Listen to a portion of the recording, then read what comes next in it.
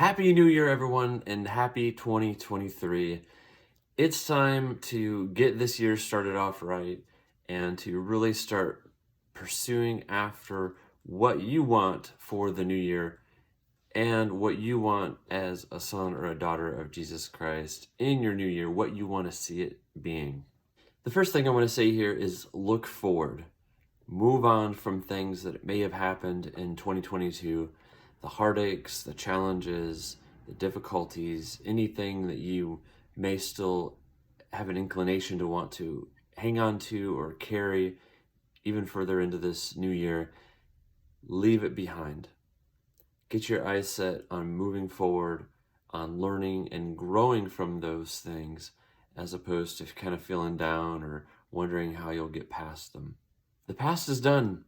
You have the future ahead of you.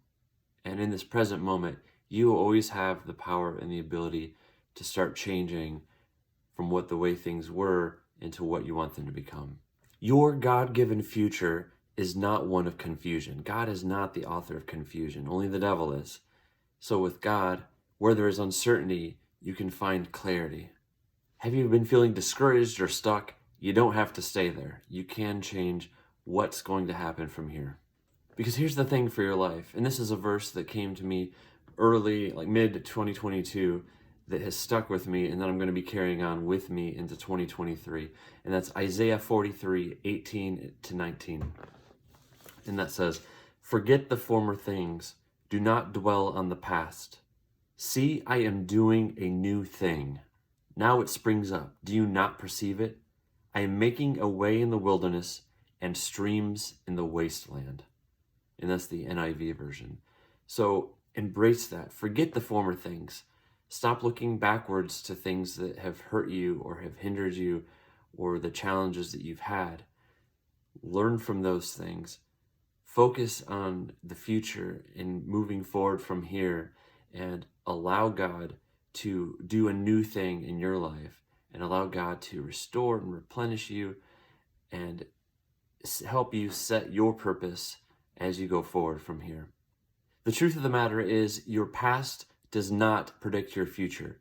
It can help guide your future, and you can learn from the things that have happened, and hopefully you do, but your past does not predict your future. The truth is, this is not a time to sulk or to waver in what it is that you want to do and who you want to be in your life. Whether there are things like anxiety or depression or things that you feel within you that are holding you back, handle those things, but know that you don't have to stay there. This is your time to stand on the Word of God and lean into Jesus for your new year. No matter what's happened in your past, whether it was even before 2022, you have the opportunity to stand in faith and stand in fortitude, going after the Lord and going after what it is you really want to accomplish. One of my life verses that I share often is Matthew 6:33. And in the NIV it says, "But seek first his kingdom and his righteousness, and all these things will be given to you as well." And so take that with you also in the new year. And as you're thinking about your vision and your goals, not just, what are your New Year's resolutions? Resolutions often fall to the wayside. They're more just platitudes or like to haves, but there's no real backing behind them. There's no real plan. There's no real goal or action plan for them. So as you're thinking about those things and you start setting up your goals, if you haven't already, but as you're planning out your goals and what you want, don't forget to seek God first within all of those things. When you're seeking him first, and that's when you can find your purpose in him. That's where you can find your creative energy. You can find your opportunities. You can find all the things that you really are seeking when you start in that place. Your future is always unfolding at the grace of God when you're seeking him first. So definitely take Matthew 6:33 with you this year, and definitely as you're, again, seeking your purpose within all of that. You may be thinking, how do I find my purpose? Even if I am praying every day or reading the Word of God, seeking Jesus, how do I still find out what that purpose is? But that's exactly it. That's where it starts. finding what your purpose is, or even if it's just you kind of have a general purpose or you know what you want, but for the new year, maybe what does it look like for this year? It starts with that foundation in prayer. Your renewed purpose will start with prayer. And you will find deeper clarity within that, the deeper that you go with the Lord and in seeking Him and spending time with Him, hearing His voice above all the other voices. He will guide you. He does have a purpose for you. He does have a life that really only you can have and you can take a hold of. He has that waiting for you. He has so many good gifts to give all of us. And so at least for me, and I saw it in action, my testimony over 2022 is that I was going into deeper places with the Lord, and what does that mean? For me, it was getting a more solid prayer life. It was every morning spending time in the Word.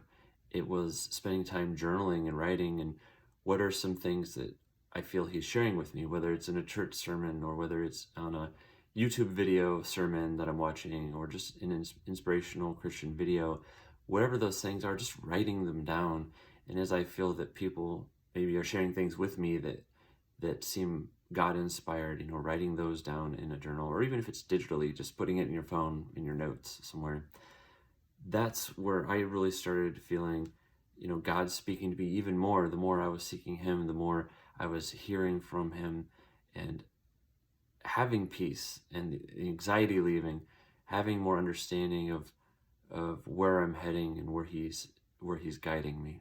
So that would be my encouragement for you. Even as a Christian, no matter how bad life can sometimes seem, life is never over with Jesus. When we are sticking with Him, we're seeking Him. It's never over. There's still more work to be done. There's more joy to be had within Him and in our lives. And a lot of it does come down to our mindset.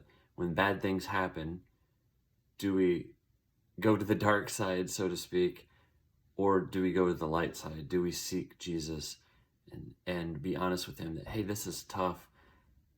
I know this is a bad, challenging thing I'm going through, God, but I still love You. I still trust You. I still seek You for Your grace and for Your guidance and for Your restoration within this, or your strength, certainly your strength and Your power, God, to get me through. That's what I do. I've been through a lot of very challenging things, even just in 2022, and my first inclination is always to turn back to Jesus. As hard as things may be, and even if it's through tears and heartache and pain, it's still always going back to His feet, going back to my Father's arms, my godly Father's arms, and taking rest and peace within Him, knowing that He loves me. He always has my best interests in mind within His kingdom, within His purposes, and that He will see me through it. And He will see you through it as well. So to make it practical, if you haven't already looked at goals as opposed to resolutions for 2023, take some time to do that. What are a few of your goals? What are some, even if just one thing or three things that you really want to accomplish in 2023? Write those down. It's so important to actually write it down or actually type it out somewhere. But whatever that looks like for you, get it written somehow so that's something you can review regularly, that you can also look back to at the end of the year, but not just wait till the end of the year. Like constantly focus on what it is you want to accomplish. Create that roadmap. Work backwards. What is the end vision or end goal that you have just for the next 6 months or 3 months, 6 months, or definitely by the end of the year, and then work backwards from that. What are the steps that it will take to get to that point, and start creating those different levels that you need. I know this is a huge topic to go through, and we could spend hours just talking about doing that process, but at least broad stroke overview, figure out where it is you would want to see yourself. Like, let's say December 31st, 2023, the very last day of this year.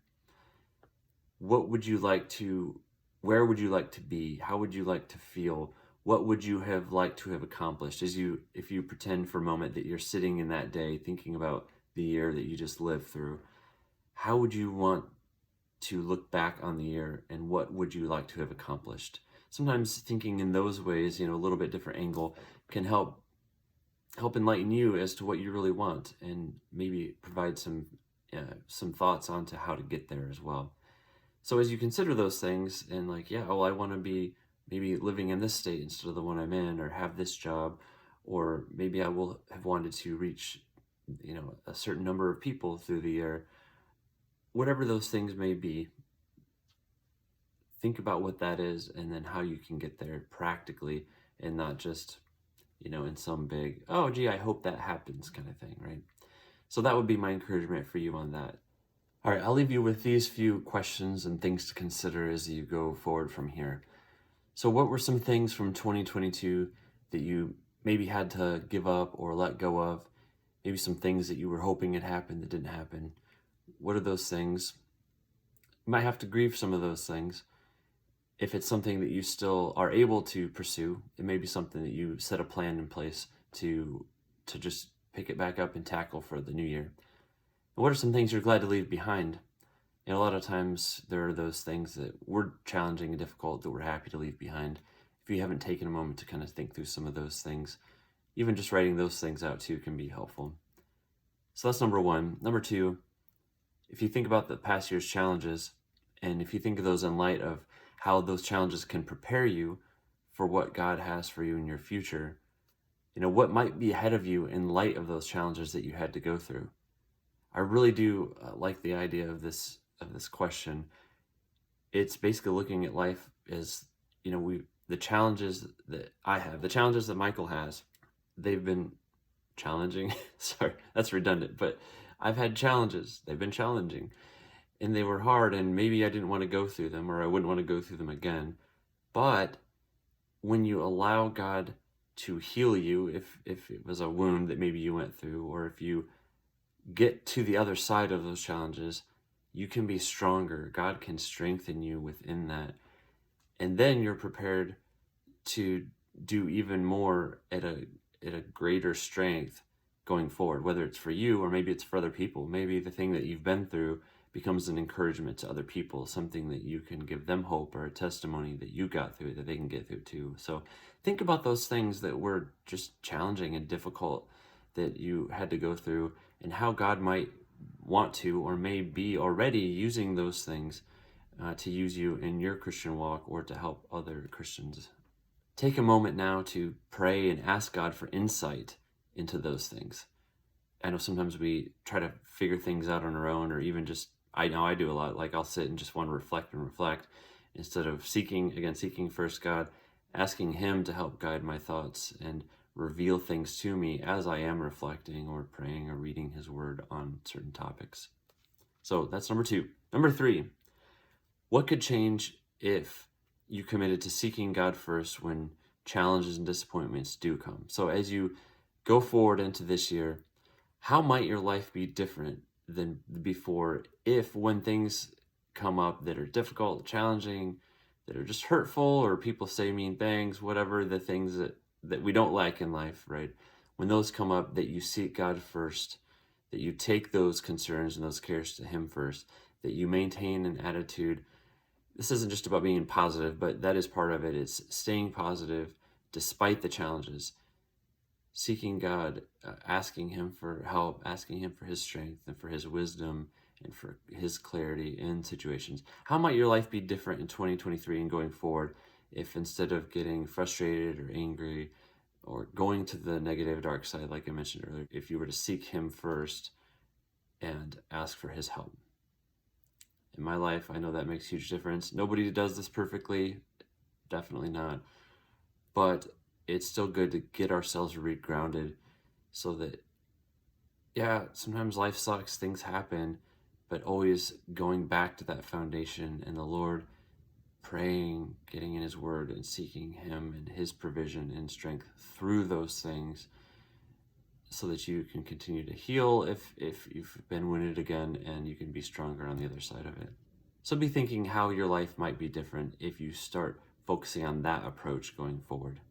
Because the truth of the matter is, God will see you through it. He's got your back. He loves you. And why would we try to solve our problems starting with any other method? I don't know, but we do it all the time, right?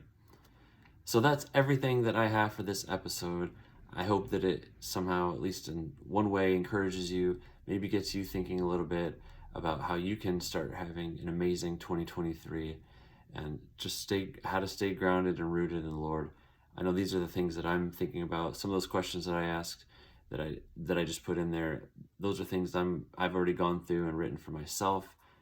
It's been amazing to see what God has gotten me through in the past year, and exciting to anticipate how He might use those things to really guide me in this new year and use it in service to His kingdom and to other people. Appreciate all of you as always. Take care, and I'll see you in the next one.